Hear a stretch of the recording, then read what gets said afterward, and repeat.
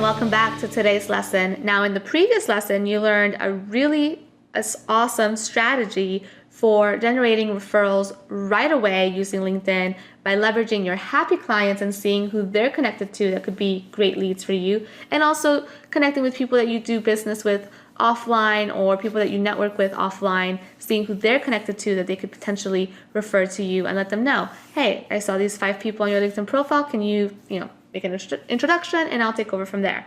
Great way to generate business right away if you need business this week. Now today we're going to talk about how to avoid getting restricted on LinkedIn when you're sending requests to connect, and also what to do in case that restriction does happen.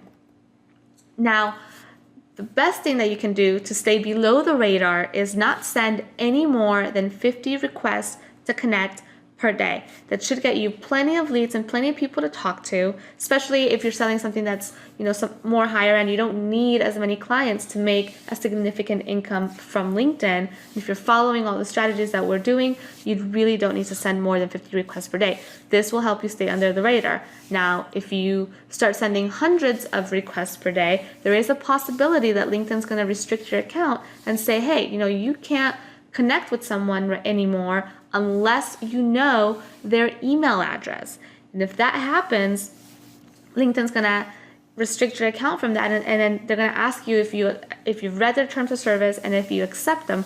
Whatever you do not accept their terms of service, because what happens is if you accept their terms of service, you're saying, yes, I know I did something bad. I'm trying to connect with all these people I don't know. I'm not going to do that now. So if you go off and you start trying to connect with a bunch of people you don't know again, there's a potential that you could maybe lose your LinkedIn account or get restricted further. So I would just say, don't accept that. If you do get restricted, here's what to do. Now, for this particular strategy, you are going to need to have a premium profile. Remember when we talked about open profile network members? Well, let's do a search right now and take a look at what that looks like. If you do get restricted and you can only connect with people if you know their email address, then here's what you can do. Let's say I'm going to look for personal injury attorneys, and I want them to be in the United States. And I'm going to search.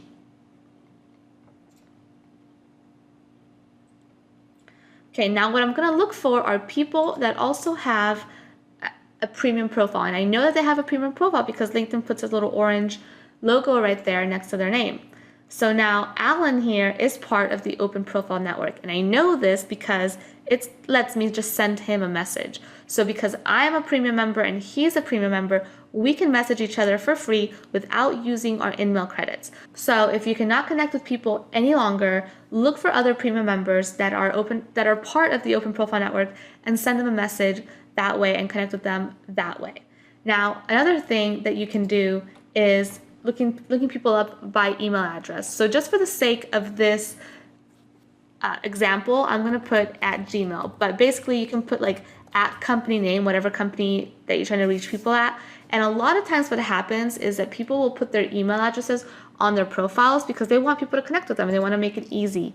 So if you just type in, at Gmail, you see all these people have put their email addresses right on their profile. And now that gives us a way to connect with them. If we want to connect with this person, we know that this is her Gmail. I mean, it's several times on her profile. And remember, LinkedIn's a search engine, so it's going to pull up these at company names if you do that search that way, and you can see that person's email address right there. You can see that person's email address right there. So very simple way to find out people's email addresses. If there's a prospect that you really want to connect with and they are not part of Open Profile Network and they don't have their email on their profile, then you can try to see if you can find their email on Google by typing in their name and seeing what other way you can connect with them on some other profile. Maybe you find them on their website or something like that. But unfortunately, if you do get restricted, it's going to be a little hard to connect to somebody unless you know their email address if they're not part of the Open Profile Network. So, best practices. You want to send personalized requests to connect so that you get more of your requests to connect accepted. That's going to help in avoiding getting restricted. Don't go crazy with it. Don't be sending out 1,000 in one day. That's a sure way to get a restriction. Just do 50 a day and just be consistent. That's 250 a week if you're doing it Monday through Friday. That's plenty of leads for you to work with. Now switch up between, we've done business together or friend when you're requesting somebody to connect. You don't always want to do we've done business together, and you don't always want to do friend. You want to make this look as natural as possible. And this is how you can stay under the radar so you don't have to worry about getting this restriction with the 5,000 requests to connect that you currently get from LinkedIn. Now next, you want to follow our best practices when sending requests to connect, and you want to go ahead and earn your badge by following these best practices and staying under the radar so you don't have to worry about this crazy restriction. Now, in the next lesson, we're going to be talking about how to ask for introductions to people that you're connected with and people that you want to connect with. So thanks so much for watching. Go ahead and take action by following best practices, and I'll see you on the next lesson.